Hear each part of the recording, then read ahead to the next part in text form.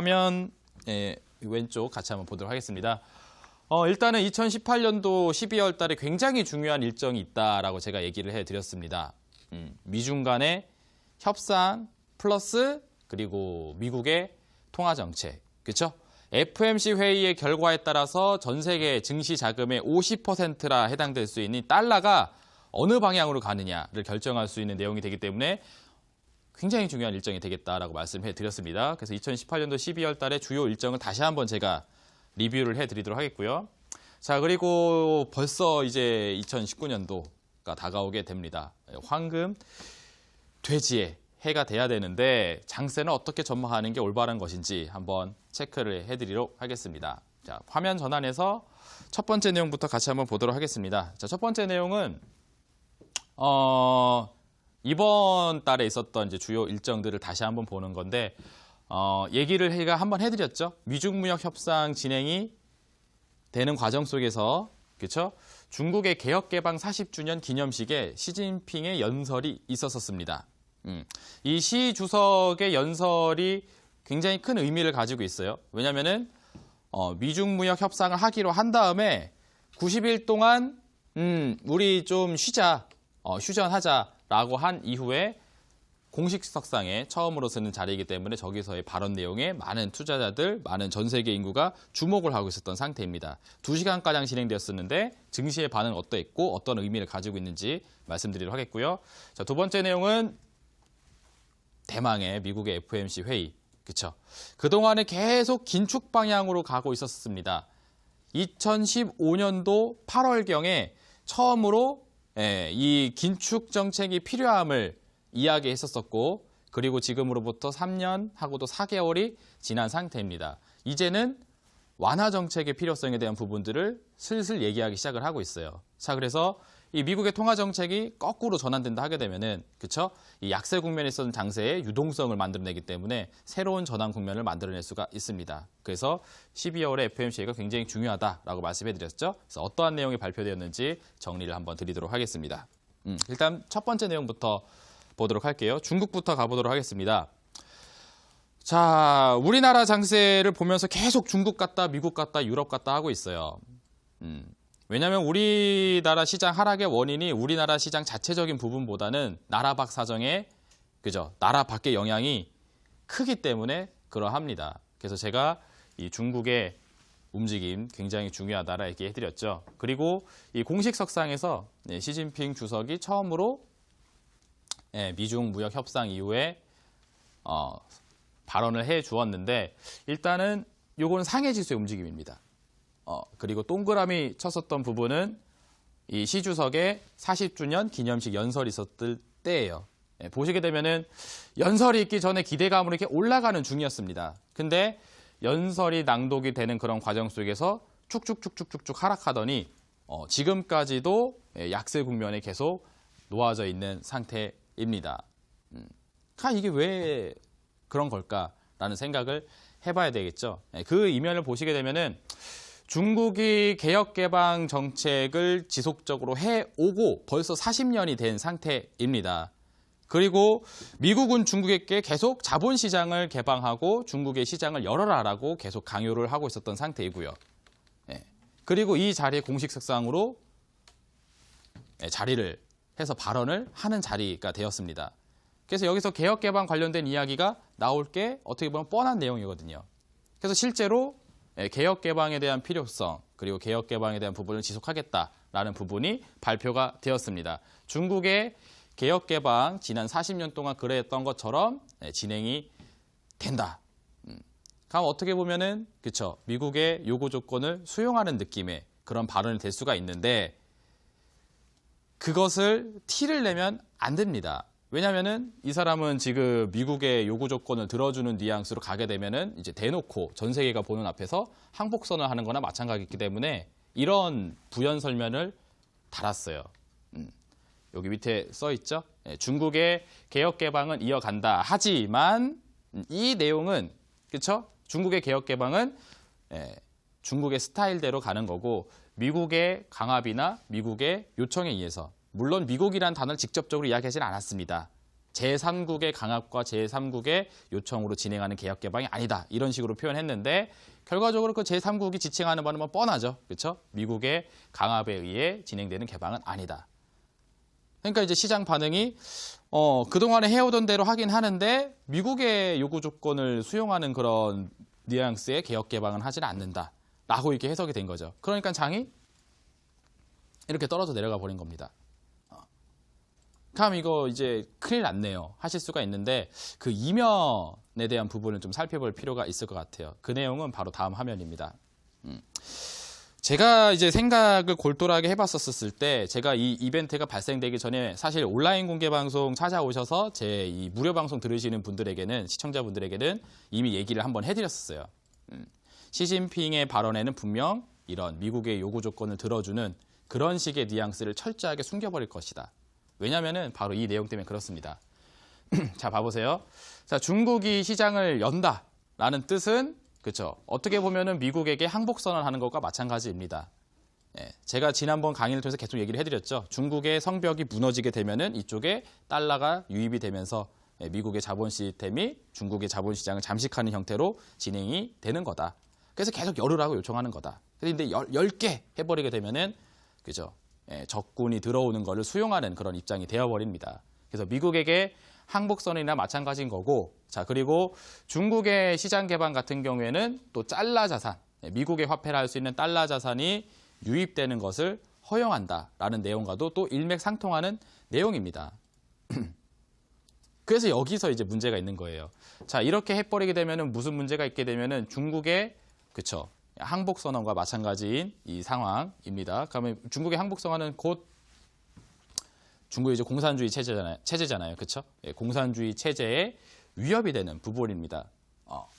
이념적으로 달라요. 미국하고 중국이. 그렇죠? 근데 그 다른 이념에 해당되는 요구 사항을 들어주면서 항복선언을 하게 되면은 이 중국 내 그 공산주의 체제 자체에 이제 위협이 되는 부분이 되는 거죠. 정치적으로 리스크가 있게 되는 겁니다. 자, 그리고 한 가지 더. 중국이 이제 항복선언의 뉘앙스로 이렇게 발언을 하게 되면 문제가 뭐가 생기냐면 가장 큰 문제가 바로 여기 앉아 계시는 중국의 시 주석이, 그쵸? 장기 집권을 하기가 굉장히 힘들어지게 돼요.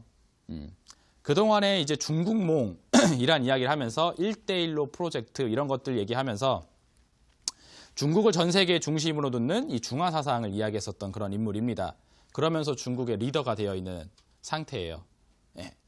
근데 여기서 그 간접적인 중국의 항복 선언을 하게 되면은 본인의 이제 정치적인 지지 기반 이런 것들이 와르르 무너지기 시작을 하겠죠.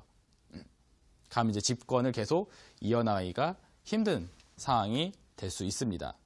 그러하기 때문에 이 발언 속에서 그렇죠. 미국의 요구 조건을 들어줄 수 있는가라는 그런 어떤 간절한 기대로 장세를 보게 되었는데 실망하는 흐름이 나와주게 되었습니다. 왜냐하면 바로 이런 내용이 있기 때문이죠.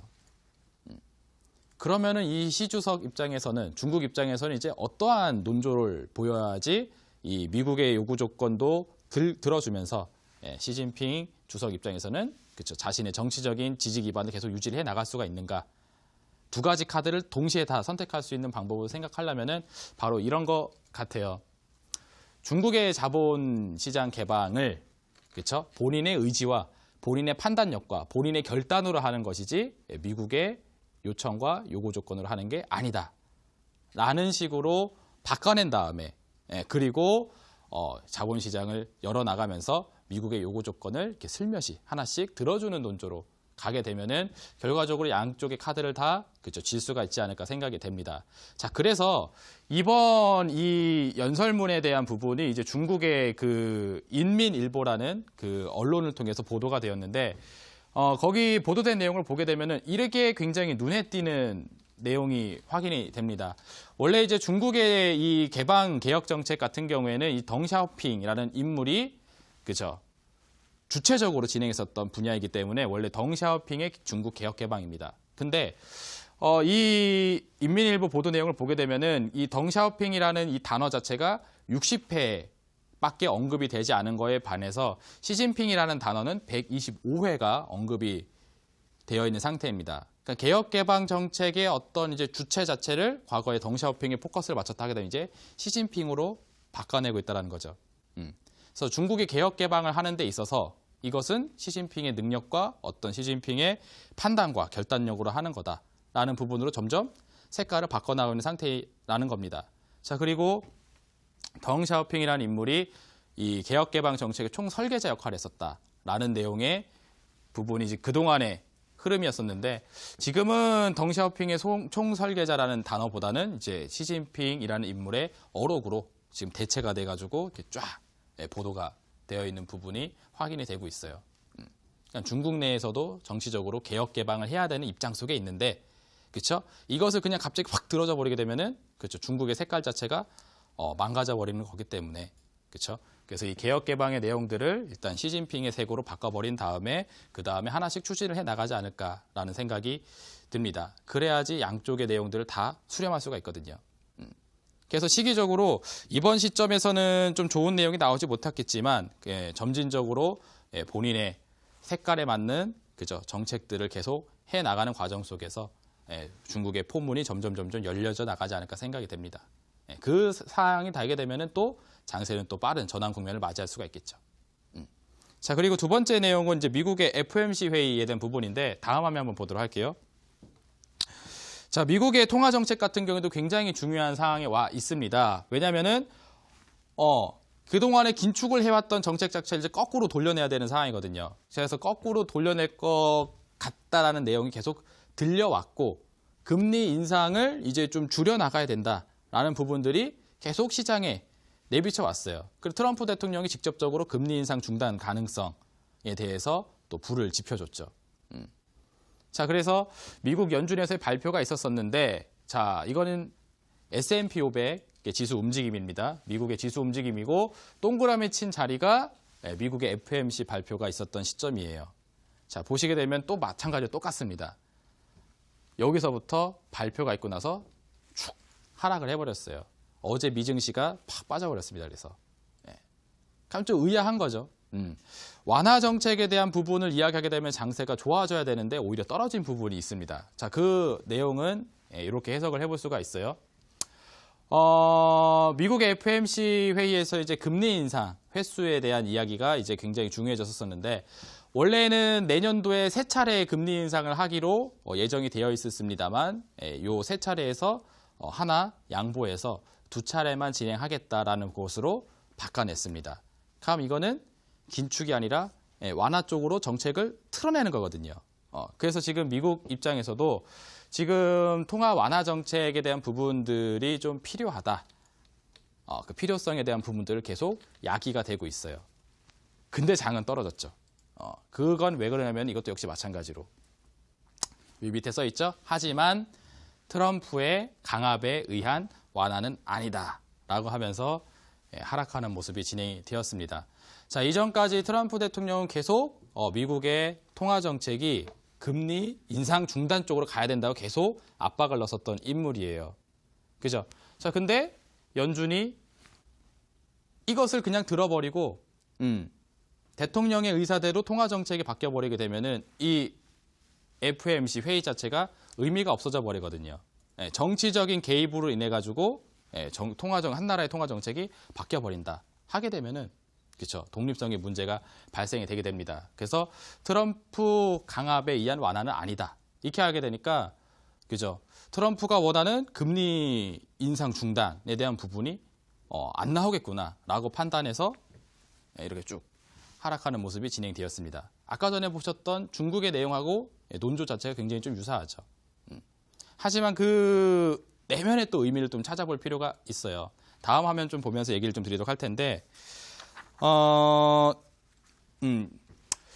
연준에서 금리 인상을 이제 중단을 해버리게 되면은 무슨 상황이 나오게 되냐면은 이제 유동성을 이제 시장에 공급을 하겠다는 뜻입니다. 달러 자산을 이렇게 시중에다 이렇게 뿌려내는 그런 역할을 하겠다는 거거든요. 그럼 이건 이제 완화 정책으로 전환이 된다라는 걸 의미하는 거고 금리 인상을 중단한다는 뜻은 이번에 트럼프의 요구 조건을 또 수용해주는 그런 내용이 되게 됩니다. 그래서 이 미국의 완화 정책 이꼴은 대통령의 강압에 의한 정책이라고 볼 수 있게 되는 거고요. 그리고 미국의 완화 정책은 또 다시 한번 연준의 독립성 문제를 야기하게 됩니다.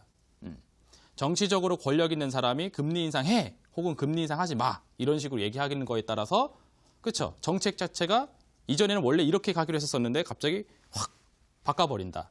하게 되면은 이거 뭐 있으나마나 기관 아니냐. 정치적인 힘에 의해서 왔다 갔다 하는 그런 독립성이 없는 그런 기관이냐라고 하게 되면은 문제가 발생을 해버리게 됩니다. 그러니까 그렇죠. 완화의 정책에 대한 필요성 이런 부분들이 있긴 있지만 그것을 그죠. 트럼프 대통령의 강압에 의해서 그런 거다라고 얘기할 수가 없기 때문에 시장 반응이 그렇게 나왔고 금리 인상 정책에 대한 부분들도 그죠. 다소 중립적으로 나아졌다는 거죠. 근데 내용을 살펴보게 되면은 이런 또 밑에 내용들이 있습니다. 미국의 통화 정책의 방향성은 분명히 선회하고 있어요. 방향이 일단 틀어져 있습니다. 보시면은 앞으로 금리 인상은 원래 이제 점진적으로 해 나가겠다라는 논조가 있었었는데 요 점진적이라는 단어 앞에다가 some, 그러니까 약간이라는 거죠. 조금씩이라는 단어를 추가를 했어요. 그리고 밑에 내용 보시게 되면은 현재 글로벌 경제의 위험 수준이 대체적으로 이렇게 좀 균형점에 있긴 하지만 중국이라든지 일부 신흥국들의 상황이 굉장히 좋지가 않다. 그래서 글로벌 금융 상황에 따라서 통화 정책은 언제든지 유동적으로 바뀔 수가 있다라는 그런 가능성에 대한 부분들을 추가로 껴 넣습니다. 그러니까 통화 정책이 굉장히 이제 좀 야들야들하게 굉장히 이제 변화할 수 있는 그런 가능성에 대한 부분을 이렇게 넣어 놓은 거죠. 그래서 그 동안에는 좀 이제 강직하게 긴축 방향으로 가고 있었던 이 통화 정책이 슬슬 그쵸 좀 흐물흐물해지고 있는 상태다라고 보실 수가 있습니다. 그래서 이것도 역시 마찬가지로 완화의 필요성 이런 부분들이 부각되면서 전환할 수 있는 가능성을 여지를 남겨놨어요. 그리고 이 부분을 계속 부각시킬 걸로 보입니다. 글로벌 금융상이 좋지 않다. 그러면은 완화 정책으로 돌릴 수 있는 그쵸 어떤 명분이 생깁니다. 대통령에 의해서 진행되는 완화가 아니라 그쵸 연준이 독립적으로 생각했을 때 글로벌 금융상이 좋지 않으니까 완화가 필요하다. 이렇게 하게 되면은 그쵸 결과적으로 완화로의 선화가 충분히 가능해진다라는 거죠. 그래서 우리 투자분들도 지금 이제 장세 전환에 대한 그런 가능성 부분이 충분히 남겨져 있는 상태입니다. 그냥 포기를 해버리시면 안 된다는 거죠. 그리고 2019년도 이제 연초가 되면은 또 우리 시장에 기회가 또 찾아오게 돼요. 왜냐면은 아까 전에 보셨던 그런 주요 일정들이 또 다시 한번 찾아오거든요. 그게 오늘 이제 두 번째 강의 내용인데 바로 2019년도 연초에 대한 장세 전망이 되겠습니다. 그래서 2019년도 연초, 그러니까 1월이 되게 되면은 1월이 되자마자 또 우리 그동안에 많이 봤었던 이 내용들이 또 등장합니다. 일정이 뒤로 미뤄져 있는 상태가 되어버렸지 이 내용은 아직 좀 해결이 안 됐기 때문에 또 얘기가 나와요. 그래서 어떠한 일정이 있는지 한번 좀 보도록 하겠습니다. 다음 화면 보도록 할게요. 자, 일단은 이 브렉시트와 미중 무역 협상 그리고 미국의 통화 정책 완화로 전환되는 거. 자, 이 내용이 처음 들리기 시작했을 때가 제가 아까 얘기했죠. 11월 13일. 그게 바로 여기 첫 번째 동그라미 쳐드린 자리입니다. 그리고 이거는 코스피 지수의 움직임이에요. 그래서 최초 좀 전환의 모습이 좀 나왔다라고 말씀드렸던 때가 바로 여기 11월 13일 최초 전환 구간, 전환점이라고 제가 생각한 구간입니다. 그리고 한번 이렇게 올라가기 시작을 했죠. 그리고 미중무역 협상에서 휴전까지 받아냈죠. 그래서 이제 끝났구나 싶었었는데 또 불확실성이 있다라면서 또 떨어졌어요. 근데 중요한 거는 이 최초 전환 시점이 나온 그 전저점 라인대를 좀 지키면서 진행이 되고 있습니다. 그리고 이 추세 자체가 이제 확 변하려면은 이 저점 박스권 구간 코스피 지수로 보게 되면 대략 한 2150포인트에서 대략 한 2050포인트 사이 그 정도 박스 구간대를 이렇게 진하게 진행하고 있는데 저 상단을 뚫으면서 저점 박스권을 탈피를 해버려야 돼요. 그러려면 또 역시 마찬가지 아까 전에 말씀드렸던 그 내년 초 주요 일정들이 또 해결이 되어 나가면서 풀릴 수가 있습니다. 13일 날 처음으로 등장했던 내용들이 지금 계속 연장선상에서 계속 진행이 되고 있는 거라고 생각하시면 되세요. 그럼 언제 이 내용이 나오느냐? 다음 화면 보시면 되겠습니다. 자, 내년 초 1월에 또 나와요. 브렉시트 미중 협상 미 FOMC. 자, 일단 첫 번째로 브렉시트. 원래 이제 이번 12월 달에 이제 그 EU와 영국 간의 그 브렉시트 합의안이 그쵸. 하원에 표결이 되기로 했었었는데 이게 일정이 미뤄져 버렸습니다. 이게 1월 14일 경으로 미뤄져 버렸어요. 자, 그래서 여기 영국과 EU의 브렉시트 합의안 영국 하원 승인 투표가 1월 셋째 주 1월 14일경에 시행이 될 것으로 예정이 되어 있는 상태입니다. 그래서 여기서 브렉시트 문제가 일단 좀 해소가 되는 상황으로 전환이 된다 하게 되면은 영국의 파운드화는 강세를 띠게 되고 상대적으로 미국의 달러 같은 경우는 약세 국면으로 전환이 되게 돼요. 미달러 약세가 아까 전에 얘기했었던 그쵸 통화 완화 정책하고 똑같은 효과입니다. 네, 그리고 미중 무역 협상 같은 경우에도 또 있어요. 일정이 계속됩니다. 일단 90일까지 이제 휴전을 걸어놓은 상태이기 때문에 그때까지 심심치 않게 계속 얘기가 나올 것 같습니다. 그래서 미국의 문우신 재무장관이 중국의 류허 부총리와 만남을 갖기로 예정이 되어 있는데 1월 중에 예정이 되어 있습니다. 그래서 미중 무역 전쟁의 휴전을 선언한 이래로 처음으로 실무회담 일정이 나와준 상태이기 때문에 또 투자자들의 관심들이 또 그쪽으로 또 쏠려 있게 되는 상황이 되는 거죠. 네, 그래서 여기서 또 역시 마찬가지로 협상안이 정상적으로 잘 처리가 된다 하게 되면은 중국의 통화는 이제 강세로 가게 되고 미국의 달러는 이제 약세 국면으로 가게 되는 거죠. 영국의 문제가 풀리면서 영국의 화폐 가치가 올라가는 거고 중국의 문제가 풀려버리면서 중국의 화폐 가치가 올라가게 되는 겁니다. 쉽게 얘기해서. 그러면서 장도 이제 같이 올라가게 되는 거예요. 그리고 마지막으로 미국의 FOMC 회의. 이거는 원래 정례 회의가 매달 계속 있습니다. 3달에 한 번씩은 이렇게 좀 깊이 있는 대화가 있고요. 한 달에 한 번씩은 정례 회의가 계속 진행이 돼요. 그래서 2019년도 정례 통화정책 회의는 1월 29일서부터 1월 30일 날 잡혀져 있습니다. 그래서 2019년도에 열리는 첫 FOMC 정례 회의, 통화정책 회의가 되겠고요. 여기서 이제 또 완화 정책의 필요성을 또 이야기를 하기 시작한다 하게 되면은 그렇죠. 달러는 그죠. 통화 정책이 이제 달러를 뿌리는 정책으로 가니까 약달러로 전환하게 되고 상대적으로 우리나라 화폐 가치는 또 올라가는 원화 강세 국면에 취하게 되죠. 그래서 3가지 내용들이 결과적으로 하나씩 또 처리가 되게 되면은 약달러를 만들어낼 수가 있습니다. 자, 그리고 다음 화면 볼게요. 지난주에 말씀드렸던 내용이죠. 예, 달러가 전 세계 증시 자금의 50% 정도를 해당이 되는데 이게 약세가 돼가지고 막 뿌려져 나간다 하게 되면 어디로 가장 많이 갈 것인가? 그거는 답이 명확하다고 얘기해드렸습니다. 바로 신흥국. 예, 미중 무역 전쟁에 의해서 증시에 가장 큰 피해를 봤었던 그런 나라들 쪽으로 갈 가능성이 거의 99.9%라고 보시면 됩니다.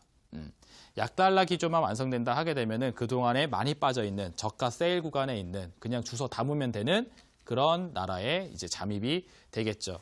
중국이 그 중심에 있을 것이고 그리고 우리나라 같은 경우에도 같이 피해를 받기 때문에 우리나라 역시도 마찬가지 상황이 될 수가 있습니다. 그래서 지금 경제적인 상황에 대해서 좋지 않다 이런 글들도 많이 있기 때문에 우리 투자자분들이 굉장히 불안하시고 또 이제 장세에 대한 낙관을 하기가 힘든 그런 상황을 계속 경험하다 보니까 약간 많이 지치셨을 걸로 예상이 돼요. 그렇죠. 그래서 2019년도에 대한 장세의 이 초반에 전망들을 보게 되면은 또 12월 달에 그랬던 것처럼 또 새로운 국면을 맞이할 수 있을 일정들이 남겨져 있고 그 일정에서 제대로 된 흐름만 나와준다 하게 되면은 여기 보셨던 그죠? 이런 큰 사이클의 전환이 가능해지게 됩니다. 드디어 코스닥 지수도 또 700포인트 위로 다시 자리하게 되고 코스닥이 700선 위, 코스피는 2100선 위로 또 자리하는 모습이 또 나와주겠죠. 자, 그런 내용이 진행된다 하게 되면은 우리 투자분들도 그동안에 좀 힘들었던 부분들이 많이 좀 해결이 되지 않을까 생각이 됩니다. 그리고서는 이제 이번 저가 매수 기회를 좀 적극적으로 활용해 보자 하시는 투자분들 같은 경우는 사실 또 굉장히 또 기회의 장세가 좀 될 수도 있죠. 그래서 제가 우리 투자자분들에게 장세가 좋지 않기 때문에 사실 이렇게 종목 추천이나 이런 것들 잘 안 해드리는 편인데 그럼에도 불구하고 제가 종목을 하나 또 12월에 탑픽주를 하나 또 선정을 해드렸죠. 네, 요거 차트 잠깐 보면서 설명을 좀 드리도록 하겠습니다. 종목에서는 제가 부강약품이라는 종목을 우리 그 온라인 공개 방송에 찾아오신 우리 시청자 여러분들에게 제공을 해드렸어요. 장세가 좋지 않기 때문에 조금 이제 좀 날라리 같은 그런 종목을 해야 되냐, 아니면은 좀 우량한 친구로 가는 게 좋냐라고 많이들 물어보셨을 때, 좀 안정적인 투자를 하시는 게 좀 괜찮을 것 같다 해서 부강약품이라는 종목을 소개를 해드렸는데, 12월 달 중까지 뭐 괜찮은 흐름으로 진행을 하고 있습니다. 뭐 미친 폭발적인 시세가 나오진 않았습니다만 안정적인 흐름을 보여주고 있죠. 네. 그래서 이 종목 외국인 투자자들이 지속적으로 매입을 해주면서 시세가 올라가지고 있는 상태이기 때문에 시장에서는 자금이 나가고 있지만 이 종목은 계속 자금 유입이 되고 있다. 네, 긍정적이다. 자고 얘기해드렸고, 두 번째로 이 종목은 제약주이지만 현금 자산 유보율이 높기 때문에 배당주로서의 매력도 있다. 그래서 12월 달까지 보유를 하게 되면 배당을 내년도에도 받을 수가 있다. 이거 얘기해드렸죠. 그리고 우리 투자자분들이 많이 잘 알고 계시는 안트로젠이라는 회사를 또 자회사로 가지고 있기 때문에 자회사 지분가치 상승에 대한 부분이 주가에 충분히 반영이 되어 있지가 않은 것 같다. 그래서 위로도 열려 있으니까 12월 달에 가장 좋은 종목이 될 것 같습니다. 라고 선정을 해드렸죠. 그래서 지금까지 흐름이 나쁘지 않습니다. 전고점 돌파 이후에 지속적으로 상승세 이어나가는 분위기 진행되고 있고요. 그래서 이런 12월 달에 탑픽이 될 수 있을 만한 종목을 제가 11월 달에 소개를 해드렸는데, 이번 12월 달에도 2019년도 1월 달 장세를 대비한 종목을 하나 오늘 또 어렵사리도 준비를 했습니다. 솔직히 말씀드려서 장세가 좋지 않기 때문에 어떠한 종목을 제시를 드려야 되나라는 걱정이 굉장히 많았어요. 근데 그 많은 종목들을 경쟁을 뚫고 오늘 제가 가장 매력적으로 보이는 종목 하나를 또 선정을 했습니다. 제 예상대로 진행된다 하게 되면 부강약품 이상의 시세를 낼 수 있을 그런 후속 종목이 될 것 같은데요. 이 종목에 대한 안내 오늘 또 온라인 공개 방송을 통해서 진행을 해 드릴 겁니다.